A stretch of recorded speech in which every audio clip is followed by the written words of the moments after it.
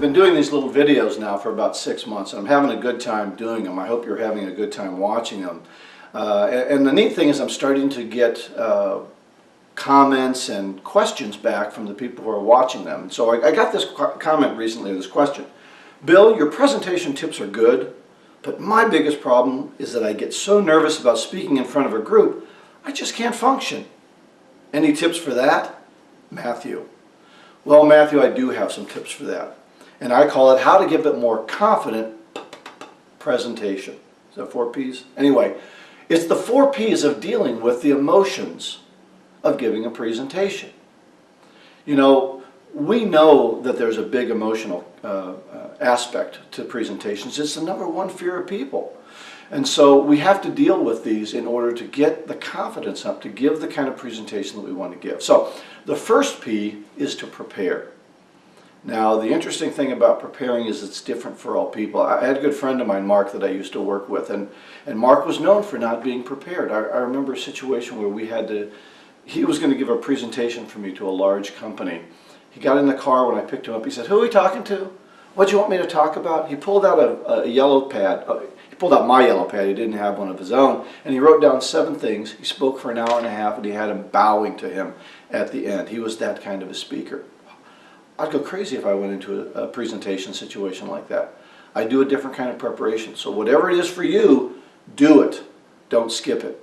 Now, a couple of things we want to say, or one major thing, is don't write it all out. Just do notes. If you write it all out, you'll try to memorize it, and if you try to memorize it, you'll forget something, and then you'll feel like you did a poor job. So don't memorize, don't write it all out, just make your notes. If you could write it all out, you don't need to write it all out. Anyway, the second P that we want to talk about is practice. What do we practice? We got a 45-minute, an hour presentation. Well, you could practice the whole thing.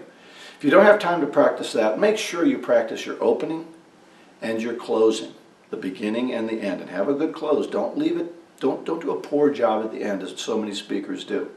If you're going to tell some jokes and stories, practice those as well. And when you practice like I'm practicing now, out loud. Use a video camera if you can. And when you say it with strength. Don't just walk back and forth. Here's what I'm going to say. Don't mumble to yourself. That's just poor practice, and it will give you poor results later on. The third P that we want to talk about is personalization. What that means is if you know the audience that you're going to speak before, pick out some things and the people that are in the audience and the things that they do well, and talk about those things. Recognize those people. Use those people as foils. They love it. They want to be mentioned. They want to be recognized. And so when you do that, they become much friendlier to you. If you don't know the audience, get there earlier.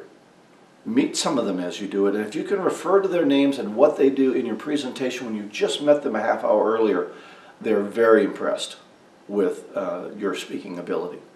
And that gives you more confidence. The fourth and final P that we want to talk about is participation. We don't want to give a speech. We want to give a presentation, and in a presentation we allow for participation of our audience. And so as you're preparing your presentation, put some questions in there that you can ask the audience and allow them to use their expertise back to you. Oh my gosh, people want to talk, they don't want to just listen. And so when you allow them to participate and share and use their expertise, they just find it to be a tremendous help. So there you have it, the 4 P's of dealing with emotion. Prepare, practice, personalize, and use participation. And remember, you don't get better at speaking sitting in your cubicle. You only get better at speaking at giving talks in public. So thanks a lot. Good to see you again.